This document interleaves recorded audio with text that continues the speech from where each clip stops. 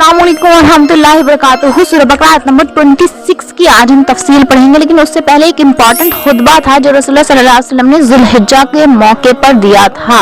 ये खुतबा रसूलुल्लाह सल्लल्लाहु अलैहि वसल्लम के आखिरी खुतबा में से एक है, जब रसूलुल्लाह सल्लल्लाहु अलैहि वसल्लम ने कहा था यौम अरफा के मौके पर कि मैं उम्मत में दो चीज छोड़कर जा रहा हूँ, पहले अहले बैत और दूसरा कुरान। अहले बैत और कुरान, याद रखना कि अहले बैत और कुरान। और फिर रसूलुल्लाह सल्लल्लाहु अलैहि वसल्लम ने कहा गवाह रहना, उम्मत से कहा था गवाह रहना, अगर तुम कुरान को मजबूती के साथ थामे रखोगे तो तुम कभी गुमराह नहीं होगे। अहले बैत और कुरान दो बात का जिक्र किया था और रसूलुल्लाह सल्लल्लाहु अलैहि वसल्लम ने फरमाया था कि कुरान को मजबूती से थामे रखना, और ये भी कहा था कि मेरे बाद कोई नबी या रसूल नहीं आएगा और ना ही मेरे बाद कोई किताब आएगी। ये बहुत बड़ा खुतबा है, मेन पॉइंट मैंने आपको बताया, आप खुद सर्च करके इस खुतबे को समझने की कोशिश करें। तो चलिए हम अपनी तफसील पर आ जाते हैं। बिस्मिल्लाहिर्रहमानिर्रहीम।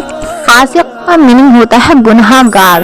तो अल्लाह ताला नहीं शर्माता कि वह मिसाल दे मच्छर की, या इससे भी छोटी या इससे भी बड़ी।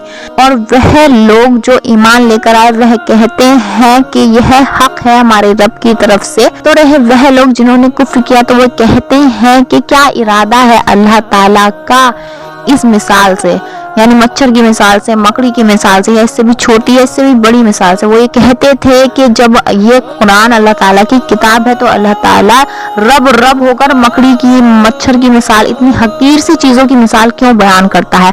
अब कोई भी इंसान हकीर होगा, छोटा होगा तो उसके लिए हकीर ही मिसाल दी जाएगी, और जो इंसान बड़ा होगा तो उसके लिए मिसाल भी बड़ी ही दी जाएगी।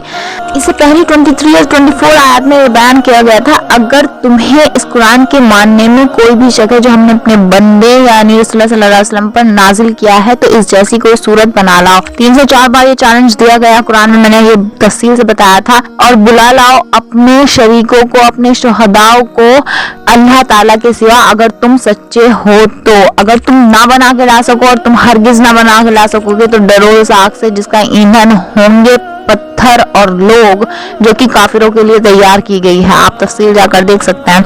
ये चैलेंज पूरा नहीं कर पाए थे तो अब इन्होंने ये मसला नया उठाना शुरू कर दिया कि अल्लाह ताला इसकी मिसाल, मच्छर की मिसाल, मकड़ी की मिसाल क्यों बयान करता है। कोई ना कोई वो टॉपिक निकालते रहते थे कुरान में कि ये ऐसा क्यों है, ये ऐसा क्यों है। तो अल्लाह ताला ने उसका जवाब दिया है कि अल्लाह ताला इसके साथ गुमराह करता है बहुत सारों को, और अल्लाह ताला इसी के साथ हिदायत देता है बहुत सारों को, और वह नहीं जलील करता है मगर फासिकों को, गुमराह को। यौम अरफा का रोजा होता है जो कि बहुत ज्यादा जरूरी है, जो कि इंडिया और पाकिस्तान में कल का रोजा है, यानी 9 ज़ुल्हिज्जा का रोजा आपको जरूर रखना चाहिए, जो कि 2 साल के पिछले गुनाह माफ कर देता है।